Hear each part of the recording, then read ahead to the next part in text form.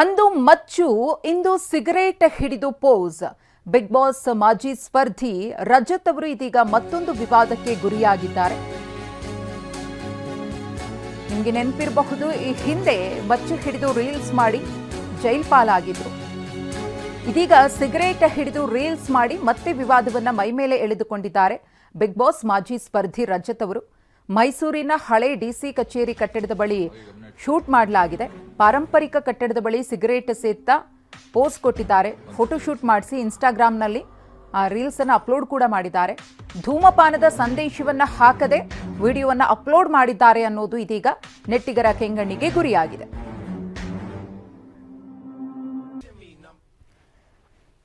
ಒಂದು ಕಡೆ ಗಮನಿಸ್ತಾ ಇದ್ದೀರಿ, ಇದು ಹಳೆ ರೀಲ್.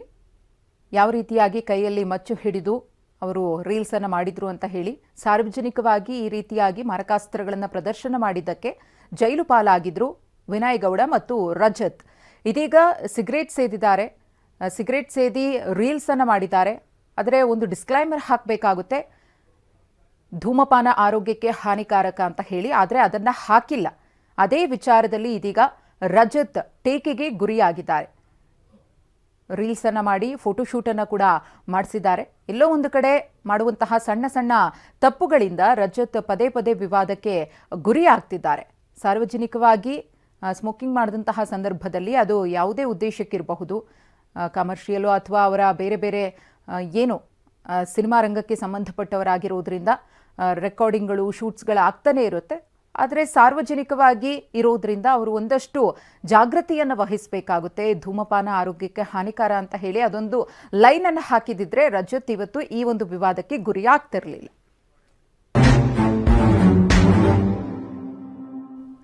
ಈ ಕುರಿತು ಮತ್ತಷ್ಟು ಮಾಹಿತಿಯನ್ನು ಕೊಡೋದಕ್ಕೆ ನಮ್ಮ ಪ್ರತಿನಿಧಿ ರಾಮ್ ಇದೀಗ ನೇರ ಸಂಪರ್ಕದಲ್ಲಿದ್ದಾರೆ. ರಾಮ್, ಈ ಒಂದು ವಿವಾದ ರಜತ್ ಅವರಿಗೆ ಯಾವ ರೀತಿ ಸಂಕಷ್ಟವನ್ನ ತಂದಿಡಬಹುದು ಅಂತ ಹೇಳಿ ಸದ್ಯಕ್ಕೆ ಏನಾಗಿದೆ ಬೆಳವಣಿಗೆ ಇದ್ರ ಬಗ್ಗೆ? ಮನುಷ್ಯನು ಮೈಸೂರಿನ ಪಾರಂಪರಿಕ ಕಟ್ಟಡಗಳಲ್ಲಿ ಒಂದಾದಂಥ ಹಳೆಯ ಜಿಲ್ಲಾಧಿಕಾರಿ ಕಚೇರಿ ಬಳಿ ಬಿಗ್ ಬಾಸ್ ಖ್ಯಾತಿಯ ರಜತ್ ಏನು ಒಂದು ವಿಡಿಯೋವನ್ನು ಮಾಡಿ ತಮ್ಮ ಇನ್ಸ್ಟಾಗ್ರಾಮ್ನಲ್ಲಿ ಅಪ್ಲೋಡ್ ಮಾಡ್ಕೊಂಡಿದ್ದಾರೆ. ಇದು ಸಾಕಷ್ಟು ಚರ್ಚೆಗೆ ಕಾರಣವಾಗಿದೆ. ಯಾಕಂದರೆ ಈ ಹಿಂದೆ ಸಹ ರಜತ್ ಇದೇ ರೀತಿಯಾದಂಥ ರೀಲ್ಸನ್ನು ಮಾಡಿ ಮಚ್ಚನ್ನು ಹಿಡ್ಕೊಂಡಿದ್ದಂಥದ್ದು, ಈ ಬಗ್ಗೆ ಪ್ರಕರಣ ಸಹ ದಾಖಲಾಗಿತ್ತು. ಇದೀಗ ಮೈಸೂರಿನ ಹಳೆ ಜಿಲ್ಲಾಧಿಕಾರಿ ಕಚೇರಿ ಏನು ಪಾರಂಪರಿಕ ಕಟ್ಟಡ ಇದೆ, ಇಲ್ಲಿ 2 ವಿಡಿಯೋಗಳನ್ನು ರಜತ್ ಅವರು ಮಾಡಿದ್ದಾರೆ. ಇಲ್ಲಿ ಪ್ರಮುಖವಾಗಿ ಇರುವಂಥದ್ದು ಅವರು ಕೈಯಲ್ಲಿ ಸಿಗರೇಟನ್ನು ಹಿಡ್ಕೊಂಡು ಅದರಿಂದ ಕಾರ್ನಿಂದ ಆಚೆ ಬರುವಂತಹ ಒಂದು ವಿಡಿಯೋ ಇದೆ. ಆದರೆ ಸಾಮಾನ್ಯವಾಗಿ ಯಾವುದೇ ರೀತಿಯಂತ ಈ ರೀತಿ ವಿಡಿಯೋಗಳನ್ನ ಮಾಡಿದಂತಹ ಸಂದರ್ಭದಲ್ಲಿ ಯಾವುದೇ ಸಾಮಾಜಿಕ ಜಾಲತಾಣದಲ್ಲಿ ಹಾಕಲಿ ಅಥವಾ ಸಿನಿಮಾಗಳಿಗೆ ಬಳಸಲಿ, ಧಾರಾವಾಹಿಗಳಿಗೆ ಬಳಸಲಿ ಅಥವಾ ರೀಲ್ಸ್ಗೆ ಬಳಸಿದ್ರು ಸಹ ಒಂದು ಸಾಮಾಜಿಕ ಸಂದೇಶವನ್ನು ಅದರ ಜೊತೆಗೆ ಇಡಬೇಕಾಗ್ತದೆ. ಅಂದರೆ ಈ ಒಂದು ಏನು ಧೂಮಪಾನ ಇದೆ ಇದು ಸಾಕಷ್ಟು ಅಪಾಯಕಾರಿ ಅನ್ನೋ ಒಂದು ಸಂದೇಶವನ್ನು ಅದೇ ಒಂದು ವಿಡಿಯೋದಲ್ಲಿ ಬಿತ್ತರಿಸುವಂಥ ಕೆಲಸವನ್ನು ಮಾಡಬೇಕಾಗ್ತದೆ. ಆದರೆ ಇದೀಗ ಈ ಒಂದು ವಿಡಿಯೋಗಳನ್ನು 2 ವಿಡಿಯೋಗಳನ್ನು TV9 ಏನು ತೋರಿಸ್ತಾ ಇದೆ, ಈ 2 ವಿಡಿಯೋಗಳಲ್ಲೂ ಸಹ ರಜತ್ ಆ ಒಂದು ರೀಲ್ಸ್ಗಾಗಿ ಮಾಡಿರುವಂತಹ ವಿಡಿಯೋ.